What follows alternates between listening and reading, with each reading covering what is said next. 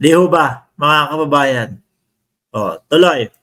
to UNTV News and Rescue. Hindi. Ito pa yung isang balita. Interpol talaga ng international ni dating Senator Antonio Trillanes IV na kasabay umano ng dokumentong ibinigay ng International Criminal Court o ICC sa Philippine government hinggil sa 5 karagdagang suspect sa war on drugs ng Duterte administration, ay humiling na rin ang ICC sa Interpol na maglabas ng blue notice laban kina dating Pangulong Rodrigo Duterte, Senator Ronald De La Rosa, dating PNP Chief Oscar Albayalde at iba pang mga sinasabing suspect sa madugong gera kontra droga ng pamahalaan. Layo nitong monitor ang galaw nila sa labas ng Pilipinas. Pero ayon kay Trillanes, kapag pumunta ang mga ito ng ibang bansa, ay maaari silang pigilan sa immigration pa lamang. Hindi pala sila makakalabas ng bansang Pilipinas, mga kababayan. Ano ho? Mukhang paliit talaga ng paliit ang mundo, mga bossing. Now, maniniwala na sila dahil ayan na. Wow, great news. Pag hindi pa din po sila naniwala, Ma'am Emma, ewan ko na lang.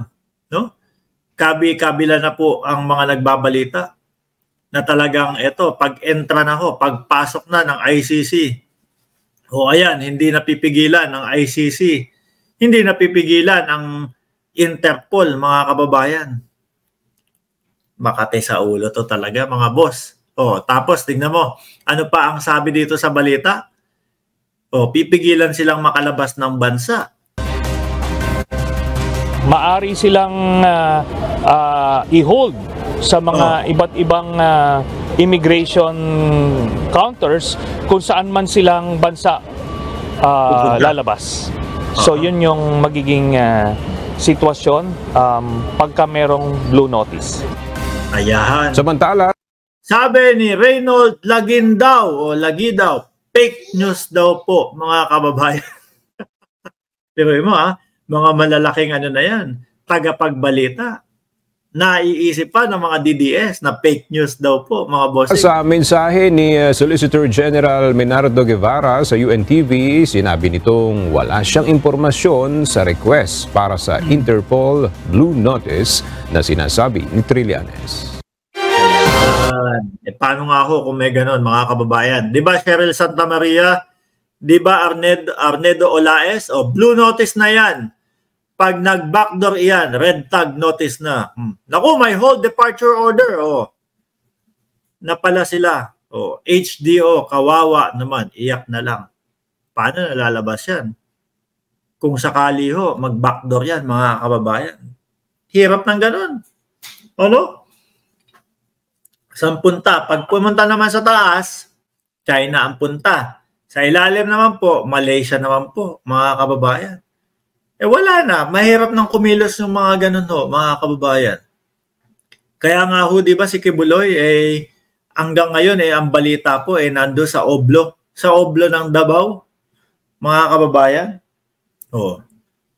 Ngayon, hindi makakilos ng maayos. Pero kung sasagutin nila, magsasalita sila, mga kababayan, at papatunayan nila na wala silang kasalanan, wala silang lilabag na karapatang pantao, baka maisalba nila yung sarili nila. Kesa naman, rumerekta sila dito sa solusyon nila na pagtatago. Sino ba nagpauso kasi niyan na kapag ipinatawag ng batas, ang solusyon pagtatago? Bakit? Mga kababayan, dahil nga po yan, nabalita na, DOJ na po, Secretary Remulla na po ang nagsalita, mga kababayan, na hindi pipigilan ang pagpasok ng ICC at ng Interpol. Ayaw pa din nilang maniwala, pero si Roque, paniwalang-paniwala na. Hindi na matitinag si Roque, mga kababayan. Bakit? Ano ho ang sabi ni Attorney Harry Roque, mga bossing? Nanggagalaiti na din ho si Roque. Kung sinasabi ninyo, Jason Salang at si Eric, yung kalbo dyan sa SMNI, di ba? Si Ka Eric. Oh. Kung sinasabi nyo na yun lang yun ang gagalaete, ito pa po. Si Binibining Gandang Hari. Si Harry Roque po pala, mga bossing, na mahilig magpa-topless. Kung makita nyo yung muka ni Harry Roque, nung pinapatopless niya si Ronnie Liang, fresh na fresh po eh. Masayang masaya. Hindi mo makitaan na stress itong tao na ito, mga kababayan. Pero ngayon, sa kinakaharap ni Harry Roque, kasama na po yung paninira, no? Sa ating presidente, Pangulong Bongbong Marcos, at sa gobyerno ng Pilipinas. Kung mapapansin nyo, yung itsura ni Harry Roque, mga kababayan, ay nako, halos parang daig pa ho yung yung dinaanan ng bagyo eh. Yung stress, halatang halata sa mukha, no? Kaya ako dapat, sabi ko kay Harry Roque, dapat nanatili ka na lang na magpa-topless. Machong-macho ka pang tignan dun. Di ba mga kababayan? Ang tigas ni Harry Roque ng pagkakasabi. Tingnan natin kung paano natin mapapatopless si Ronnie Liang. Ganun, no? With matching, parang taas ng kilay pa ni Roque. Ano sabi ni Harry Roque, mga kababayan, dahil nga po issue ngayon ng Interpol. Sabi ni Rene Baguio, parang binagsakan na ng mundo si Roque. Kaya pala umalis si BP Sara kasama family at si Digong, alam na. Ay, baka nakatunog? No? Sabi ni Joan Jose, nakatunog? Hindi, babalik yun si BP. Anyway, sabi po ni Harry Roque, mga kababayan, wala pong pulis ang Interpol. Yes, correct naman po yan. Tama po ang sinasabi ni Harry Roque, mga kababayan. International police po, mga bossing, kapag ka ang iyong bansa ay kasapi dyan, ibig sabihin, yung mga PNP, ayan, they will rely on the PNP or the NBI. Yan, totoo naman po. Kagaya na lang po, mga kababayan, nung pagkakahuli ni Tebes, doon sa Timor-Leste. Mga kapulisan po ng Timor-Leste, yung humuli po. Di ba? Sabi ni Happy Life TV, di ka ba naman may stress? Lumalabas na yung pagkakasangkot niya sa Pogo, tapos nawala pa ang payroll niya sa Pogo dahil sarado.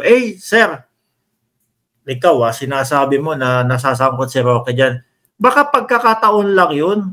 Baka coincidence lang yun na 3 beses yung pangalan niya sangkot doon sa na haharap o nasangkot o nadamay. Diba? 3 beses na pagkakataon o coincidence. Una, yung papeles.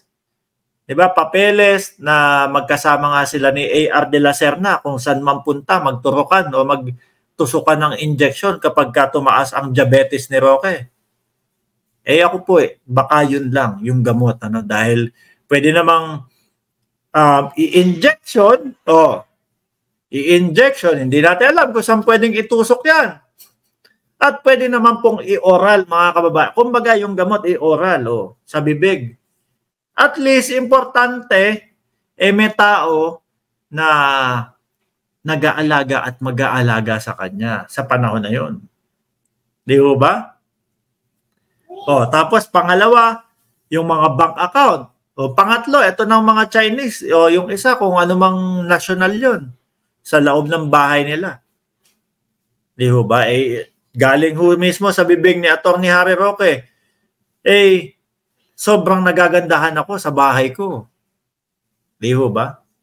Bumalik ko tayo dito. They will rely on the PNP or the NBI. So mga Pinoy na kapulisan, aarestuhin nyo ba si former President Rodrigo Roa Duterte sa bisa ng dayuhan na warrant? Ayan. Kapag po Interpol, tapos kasapi tayo, saglit lang, naisip mo ba?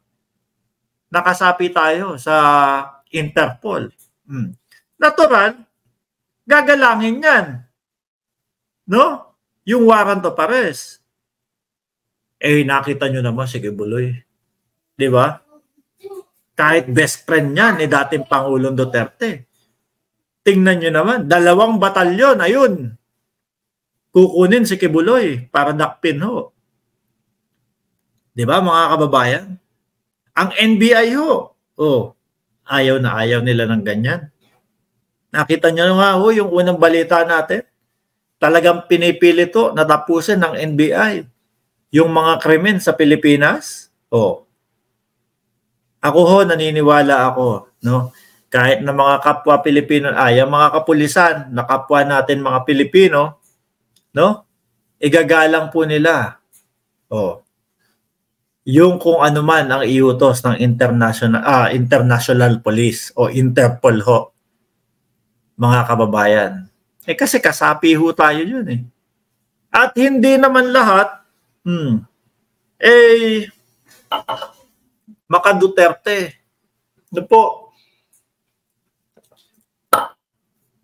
Paano yan? Ako ho, naniniwala mga kababayan na itong post ni Harry Roque hindi madadaan sa ganyan yung ating mga kapulisan. Tutugunan yan, mga bossing, ang kanilang trabaho. Tutugunan yan ang kanilang mga sinumpaang tungkulin sa bansa natin. No? Tapos nakikita pa nila ang sigaw ng taong bayan.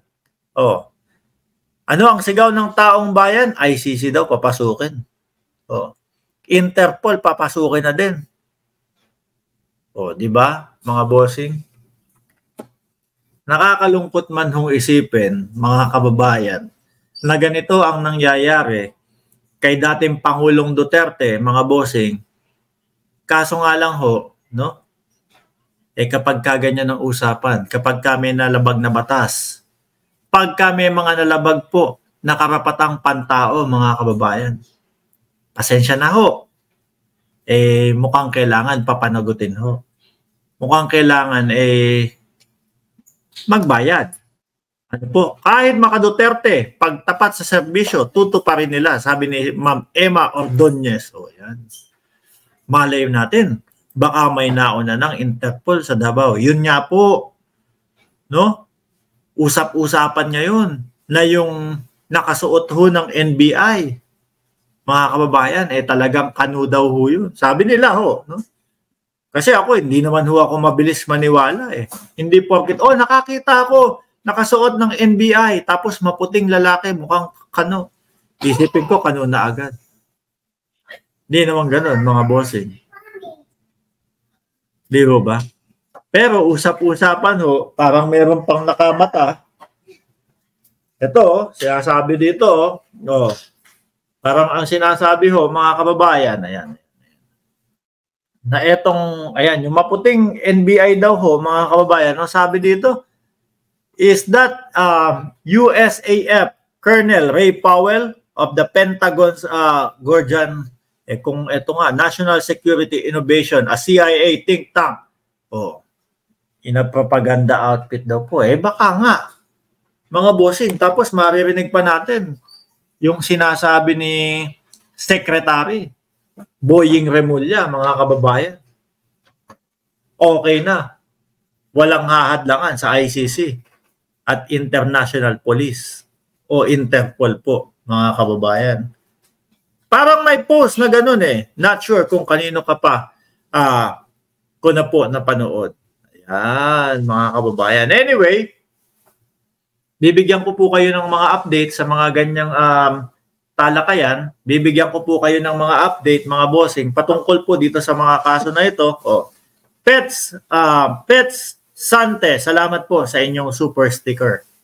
Ano ho, mga kababayan? So, anong oras na ba? Alas 11 Gs, alas 8 Gs. Mga bossing, ako yung magpapaalam na po. Medyo gabi na, no? Magpapahinga na po. Maraming salamat doon sa mga nanatili dito sa ating channel. Maraming salamat doon sa patuloy na sumusubaybay dito sa ating channel. 1,200 viewers bago po kayo lumabas. Pindutin nyo lang po yung like button dyan, mga kababayan. At doon sa mga bago lang po na nakita itong channel natin, ay nako, subscribe nyo lang po ang channel na ito para lagi kayong updated sa usaping political, mga bossing. Muli po, maraming salamat sa ating lahat. Doon sa mga bagong pasok lang po, pwede nyo panoorin ito ng replay, mga bossing. Paalam po.